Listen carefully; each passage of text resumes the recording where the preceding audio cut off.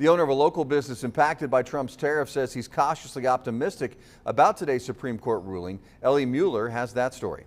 For small businesses, every dollar matters. And at the Groundabout, owner Bob Schooley says tariffs have taken a real toll. We unfortunately have to pass a lot of those costs on to our customers, and that's the last thing on the list of things we don't want to do.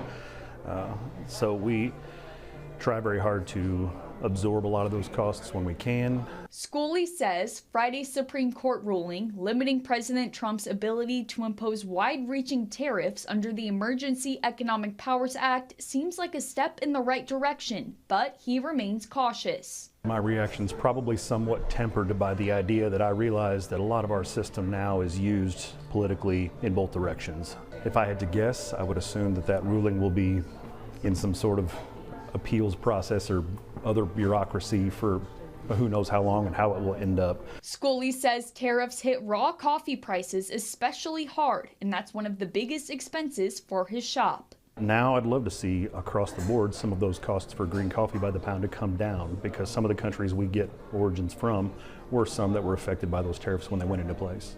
The impact will soon be felt by consumers. Professor of economics at Southeast Missouri State University, David Yaskowicz, says the ruling may bring moderate relief in the form of lower prices. Earlier this month, there were some headlines about a study by the New York Federal Reserve Bank and economists there that 90% of tariffs were paid by U.S. consumers and U.S. businesses who imported products from other countries. But Yaskowicz adds the ruling may not end the debate over tariffs. Possible that some tariffs might come back, but with a different legal justification. Reporting in Cape Girardeau, Ellie Mueller, Heartland News. Yakovich adds he does not see the ruling impacting the job market.